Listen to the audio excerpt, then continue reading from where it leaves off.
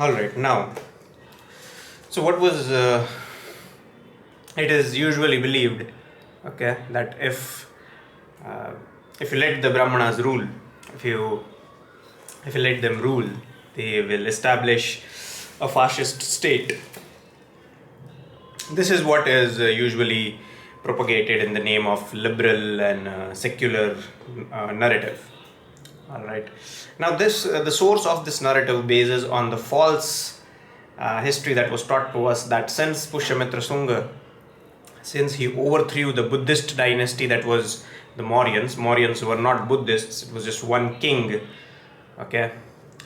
So, since a Brahmana overthrew a Buddhist dynasty, so that implies that he is supposed to be fascist, and the Sungas are supposed to be very harsh or very intolerant towards Buddhism. That is the logical conclusion from the official historical narrative or the public discourse that we have about history.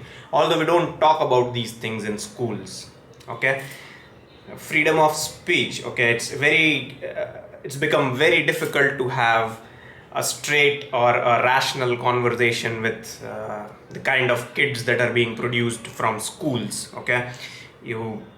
Number one, there has to be a lot of filters. Number two, you need to pass through a lot of filters of political correctness to talk about these things. So nobody makes such an effort, and hence you will see that largely we have stopped talking about these things.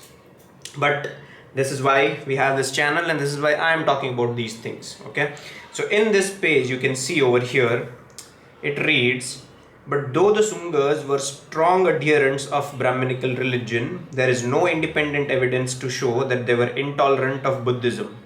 It is interesting to note in this connection that the great Buddhist stupa at Bharat was erected during the reign of the Sungas.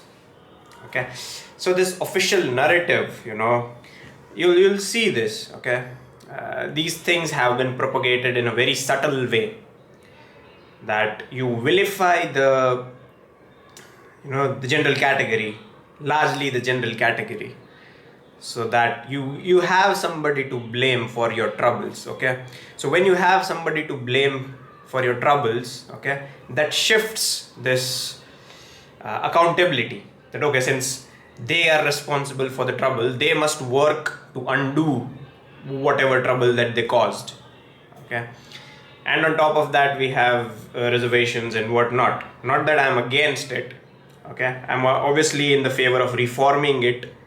Okay, but here it says, just because the Sungas were Brahmanas, that did not mean that they were fascists. So they were not against, or they were not intolerant of Buddhism, the way it is being propagated as a narrative in our country.